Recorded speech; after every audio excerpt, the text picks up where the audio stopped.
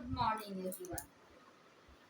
आज फिर आप सब संध्या मैम की कक्षा में उपस्थित हैं अपने एक नए टॉपिक के साथ। आज का विषय है संज्ञा के विकारी तत्व। हमने पिछले कुछ क्लास में कई क्लास पहले मैंने बताया था कि शब्द अविकारी और विकारी दो तरह के होते हैं। विकारी शब्द वो होते हैं जिनमें कोई विकार उत्पन्न होना, दोष उत्पन्न होना, उनका स्वरूप एक जगह फिक्स नहीं रहता, वो बदलता रहता है, वैसे शब्द को विकारी शब्द कहते हैं।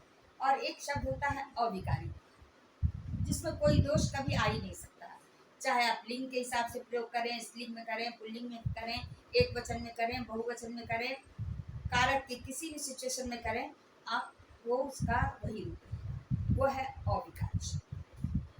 संज्ञा जो है एक विकारी शब्द है। संज्ञा विकारी कैसे है कि उसका जो रूप है वो बदलता रहता है। मान लो मैंने कहा आपको लड़की, लड़की जातिवाचक संज्ञा है, ठीक है। अब यदि बहुत सारी वहां पर लड़कियां होंगी, हमने लड़की से क्या बना दिया? लड़कियां। आप देख लीजिए, हमने लड़की की जगह प्रयोग किया कि लड़कियां खेल रही थी। लड़की में दीर्घिकार होता है, ठीक है, लेकिन लड़कियां बहुवचन जब बनाया तो क में ह्रस्व इकार हो गया। लड़का खेल रहा था, लड़का एक जातिवाचक संज्ञा शब्द है। संज्ञा जो है वो विकारी शब्द है, इसको याद रखिएगा। तो लड़का से हमने यदि बहुवचन में प्रयोग करना हुआ तो हम क्या कहेंगे? लड़के, लड़के खेल रहे थे। अब कारक के अनुसार कि देखिए कैसे परिवर्तन होता है। यदि एक लड़के ने खेल शुरू किया तो हम कहेंगे लड़के ने खेलना शुरू किया। यहाँ लड़के शब्द जो है एक वचन में है, कारक के अनुसार उसका रूप क्या होगा? लड़का से लड़के ने खेलना शुरू किया। अब बहुवचन में होगा तो हम क्या कहेंगे? लड़कों ने खेलना शुरू किया। तो लड़का से लड़के, लड़कों, ये रूप बदल गया। लड़की से लड़कियां, लड़कियों, लड़कियों ने खेलना शुरू किया। तो अब देख लीजिए कि जब स्त्रीलिंग शब्द होता है उसके अंत में दीर्घिकार रहता है ज्यादातर, मैक्सिमम। और जब उसका बहुवचन हम बनाते हैं तो क्या हो जाता है?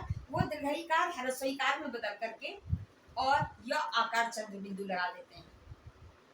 बच्ची, च में दीर्घिकार है, बहुवचन बनाएंगे तो क्या हो जाएगा? बच्चियां, बच्चियों। ये जो रूप हमेशा बदलता रहता है, इसलिए क्या हम कहते हैं? संज्ञा को विकारी शब्द कहते हैं।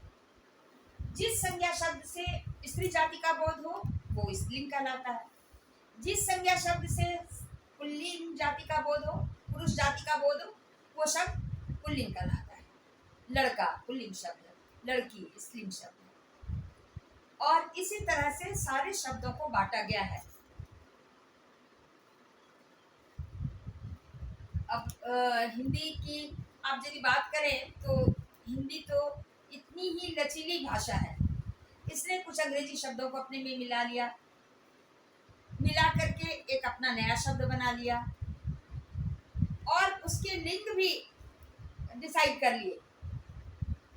आपकी टिकट हो गई। अब देखिए टिकट, टिकट एक अंग्रेजी का शब्द है, उसको हमने हिंदी में ले लिया टॉहरसिकार क्वार्टर टिकट, ठीक, और उसके लिंग भी निकाल लिए। आपकी टिकट हो गई। हमारा स्कूल खुला है, स्कूल हमने इंग्लिश का शब्द है, उसको हमने हिंदी में ले लिया और उसका लिंग बता दिया, पुल्लिंग है। ये हमारी क्लासेस चल रही हैं। अब क्लासेस चल रही हैं, क्लास शब्द इंग्लिश का है लेकिन हिंदी में उसे स्त्रीलिंग की तरह यूज किया गया और स्त्रीलिंग में डाल दिया गया। तो इस तरह से जो शब्द हैं हिंदी के संज्ञा शब्द जितने हैं वो जो स्त्री जाति का बोध कराते हैं वो स्त्रीलिंग और जो पुरुष जाति का बोध कराते हैं वो पुल्लिंग। दो ही लिंग है हिंदी में, ठीक है। संस्कृत में एक और है नपुंसकलिंग, लेकिन हिंदी में स्त्रीलिंग और पुल्लिंग दो है। अब देखिए कि ये विकारी शब्द आपने देखा, जैसे किसी भी शब्द को यदि हम बदल पाते हैं तो वो विकारी शब्द हो जाता है, उसका रूप कभी नहीं बदलता। जैसे मैंने बताया था कि धीरे धीरे लड़की ने धीरे धीरे पढ़ना सीख लिया, लड़कियों ने धीरे धीरे पढ़ना सीख लिया। अब बहुवचन में भी कर रहे हैं प्रयोग तो हम धीरे धीरे ही रख रहे हैं। लड़के ने धीरे धीरे पढ़ना सीख लिया, लड़कों ने धीरे धीरे पढ़ना सीख लिया। एक वचन, बहुवचन, स्त्रीलिंग, पुल्लिंग सब में देख रहे हैं आप कि ये जो धीरे धीरे शब्द है अपनी जगह स्थिर है। तो ये क्या हो गया, ये अविकारी शब्द है, लेकिन संज्ञा जो है वो विकारी शब्द है। अब देखिए जितने भी शब्द, चाहे वो भाववाचक हो, जातिवाचक हो, व्यक्तिवाचक हो, स्त्री जाति का बोध कर, जैसे हरियाली छाई है, वर्षा ऋतु आई है, ये स्त्रीलिंग शब्द है, इसलिए इनके साथ हम स्त्री जाति का बोध कराते हैं, ये शब्द तो स्त्रीलिंग कहलाते हैं। उसी तरह से यदि कुछ शब्द ऐसे होते हैं, अब देखिए स्त्रीलिंग भी बनाने के तरीके हैं इसमें, जैसे मछली, कुर्सी, खिड़की। अब देख लीजिए सब में आपके दीर्घिकार हैं, ठीक है।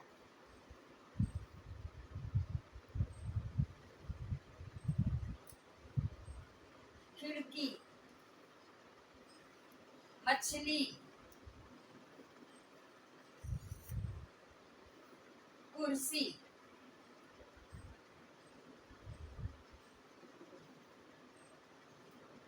थाली।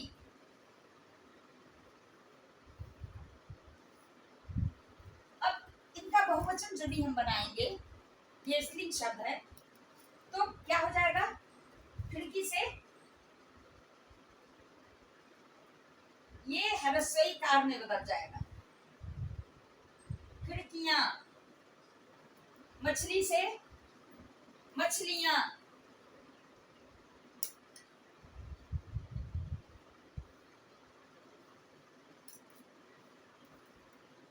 कुर्सी से ये हट करके हो जाएगा कुर्सियां, थाली से थालियां, लौ में हर्षिकार, हमेशा याद रखेंगे।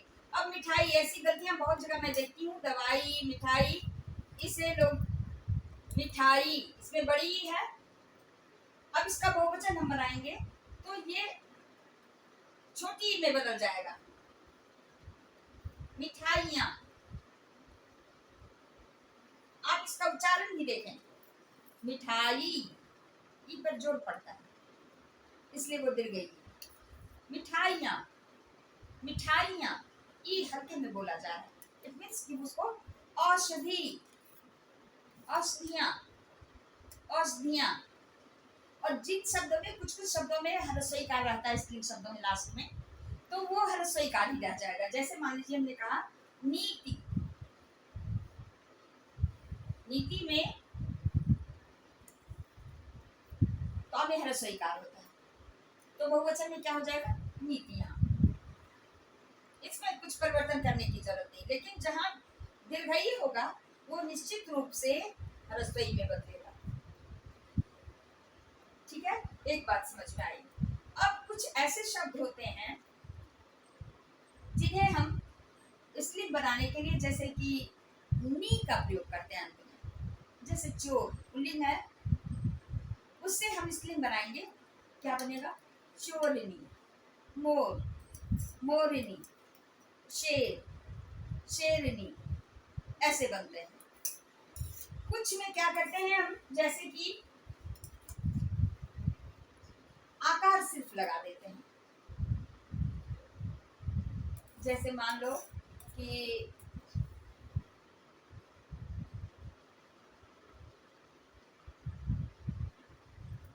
बाल, छोटे बच्चे को कहते हैं, और यदि उसका स्त्रीलिंग बनाएंगे तो हम क्या कहेंगे? बाला। आकार लगा दिया हमने, अनुज, आकार लगा दिया, अनुज मीन्स छोटा भाई, आकार लगा दिया अनुजा, छोटी बहन। अग्रज, बड़ा भाई, उसमें आकार लगा दिया अग्रजा, बड़ी बहन। कुछ शब्द ऐसे बदलते हैं लिंगों में। कुछ है जैसे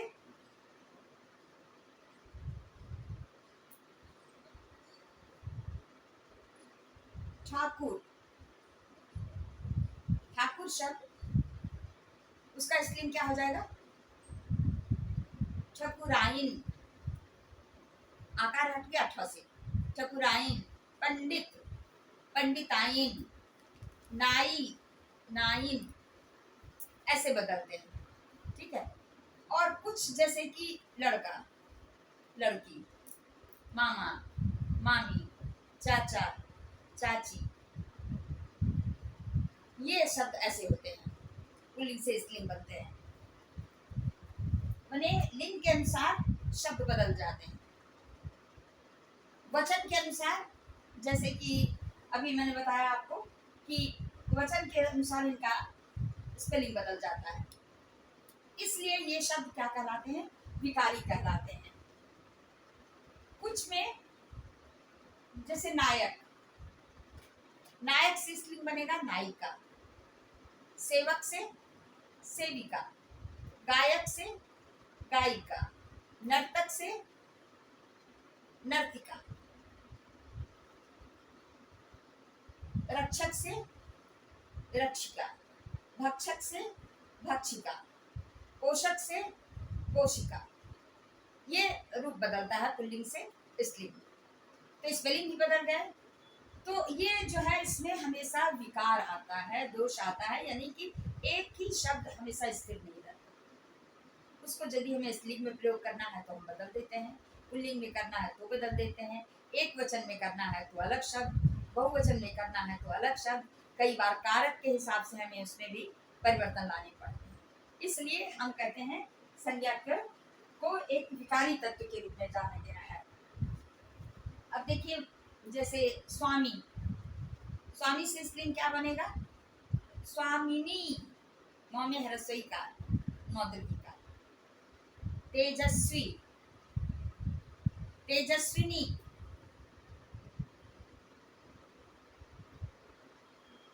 हंस, हंसिनी, वनवासी, वनवासी। राम ने वनवासिनी सीता के संग, सीता के लिए वनवासी शब्द नहीं लिखेंगे, वनवासिनी, ठीक है। और स्पेलिंग क्या हो जाएगा? वनवासी में दीर्घिकार और वनवासिनी में दंत स हर्षिकार, नौ दीर्घिकार। तपस्वी, तपस्विनी, अभिमानी, अभिमानिनी, आज्ञाकारी, आज्ञाकारिणी। यानी पुल्लिंग में आज्ञा शब्द, आज्ञाकारी शब्द प्रयोग करेंगे और स्त्रीलिंग में आज्ञाकारिणी। तो इस तरह से इनके रूप बदलते रहते हैं। राजपूत, राजपुतानी, सेठ, सेठानी, इंद्र, इंद्राणी, ऐसे रूप बदलते हैं। अब कुछ शब्द ऐसे होते हैं जिनका प्रयोग हमेशा बहुवचन पुल्लिंग में किया जाता है। उन शब्दों का प्रयोग हमेशा बहुवचन पुल्लिंग में किया जाता है, जैसे होठ,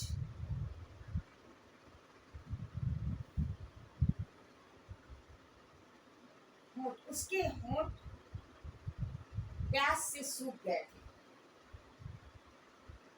ये कभी उसका होठ सूख गया था, कभी नहीं होगा, क्योंकि होठ हमारे दो है, जब भी प्रयोग में आते हैं दोनों के लिए होंगे। तो उसके होठ प्यास से सूख गए थे। ये क्या हो गया? बहुवचन कुल, हमेशा याद रखिएगा। कुल 10-12 शब्द हैं। नैन, नैन, उसके नैन बहुत बड़े बड़े हैं। नैन किसी के एक नहीं होते, दो होते हैं। दांत, उसके दांत बड़े चमकीले हैं। लेकिन दांत का कभी कभी प्रयोग होता है एक वचन में, जैसे बच्चे के मुंह में एक दांत निकला है, तब हम कहेंगे उसको एक वचन में प्रयोग करेंगे, दांत निकल आया। लेकिन यदि ऐसे हम दांत का प्रयोग करते हैं तो हमेशा कहेंगे उसके दांत बड़े सफेद हैं, उसके दांत चमकीले हैं, उसके दांत मोतियों जैसे हैं। ये आपका हमेशा बहुवचन के लिए प्रयोग होना है। होठ हो गए, दांत, नैन। दर्शन, आपके दर्शन हुए, कभी नहीं कहेंगे आपका दर्शन हुआ। भगवान के दर्शन हुए, मैं आपके दर्शन को आई हूं। तो दर्शन जब भी है, के दर्शन, भगवान के दर्शन, आपके दर्शन, हमेशा बहुवचन में होगा, याद रखिएगा। नेक्स्ट है आपके हस्ताक्षर। सिग्नेचर को कहते हैं, दस्तखत को कहते हैं। तो हस्ताक्षर, मैंने हस्ताक्षर कर दिए। एक अक्षर नहीं होता है जब हम सिग्नेचर अपना करते हैं, एक से ज्यादा ही होंगे, 2 हो, 3 हो, 4 हो, कुछ भी हो सकता है, लेकिन एक नहीं कि हमने अपने नाम का एस लिख दिया और हमारा सिग्नेचर हो गया, नहीं। हमें एक से ज्यादा अक्षर लिखने होते हैं अपने नाम के। तो ये हस्ताक्षर, उसने हस्ताक्षर कर दिए, मैंने हस्ताक्षर कर दिए। सेम शब्द है दस्तखत, हमने दस्तखत कर दिए, क्योंकि दस्तखत मीन्स भी हो गया हमारा सिग्नेचर, और वो एक से ज्यादा अक्षर होंगे वहां पर, इसलिए हम उसे बहुवचन में प्रयोग करते हैं। फिर एक शब्द आता है आंसू या अश्रु, ठीक है।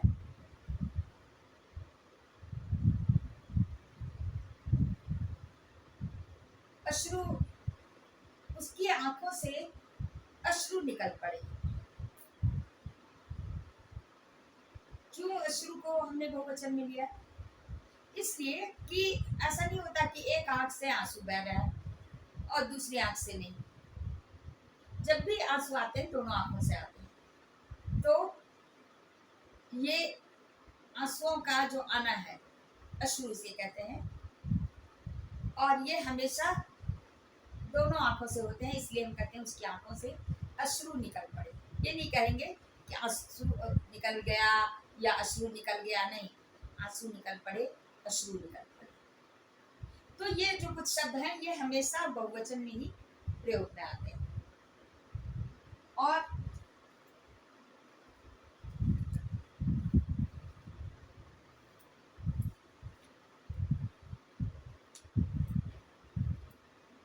कुछ जैसे कि मान, वान, इन शब्दों से जो पुल्लिंग शब्द होते हैं उनका जो स्त्रीलिंग होता है वो मान की जगह मति। मति का स्पेलिंग होगा आपको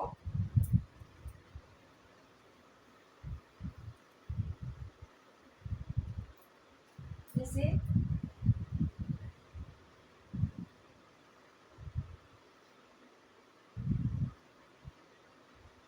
बुद्धिमान।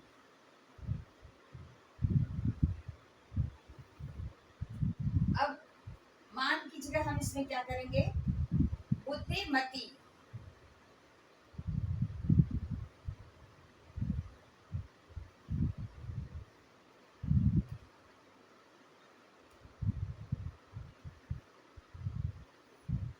बुद्धिमती, तो में दीर्घिकार होगा, इसे याद रखिएगा, हर्षिकार नहीं होगा। बुद्धिमती। आयुष्मान, आयुष्मती। गुणवान, गुणवती, वान तो वती, मान है तो मति। रूपवान, रूपवती। धनवान, धनवती। आयुष्मान, आयुष्मती। सौभाग्यवान, सौभाग्यवती। भाग्यवान, भाग्यवती। जैसे मति है उसी तरह से वती भी होगा, वो अतोमी दीर्घी का। शक्तिमान, शक्तिमती। कीर्तिमान, कीर्तिमती। ये शब्द इस तरह से बनते हैं आपके। कुछ शब्द बिल्कुल बदल जाते हैं पुल्लिंग से स्त्रीलिंग में। जैसे वर शब्द है पुल्लिंग का, ठीक है, उसका स्त्रीलिंग क्या हो जाएगा, बिल्कुल अलग। वधु,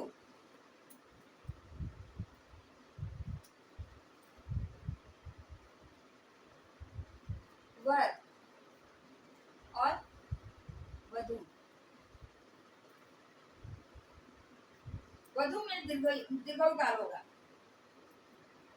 कवि, कवि से हो जाएगा कवयित्री। बहुत सारे लोग लिखते हैं कवित्री, कवित्री नहीं होता है। क व य त्र दीर्घिकार, क व, इसको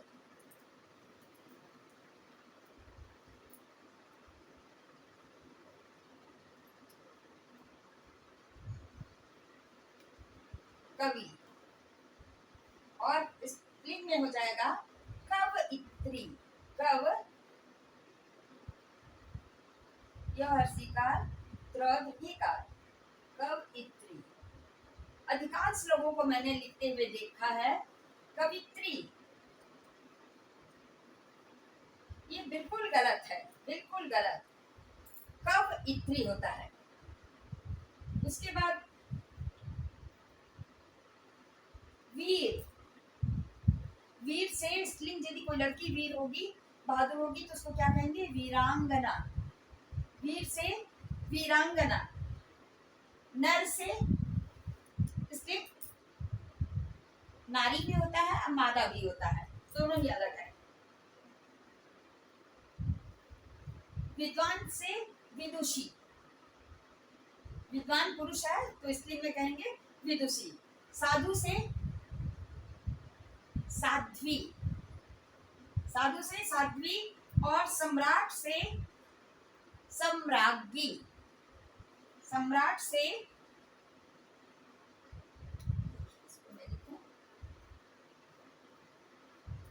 सम्राट, राजाओं के राजा को सम्राट कहते हैं।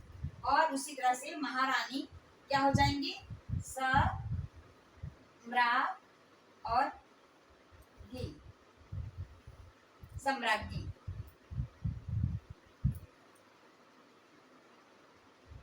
युवक, युवक से क्या होगा, युवती।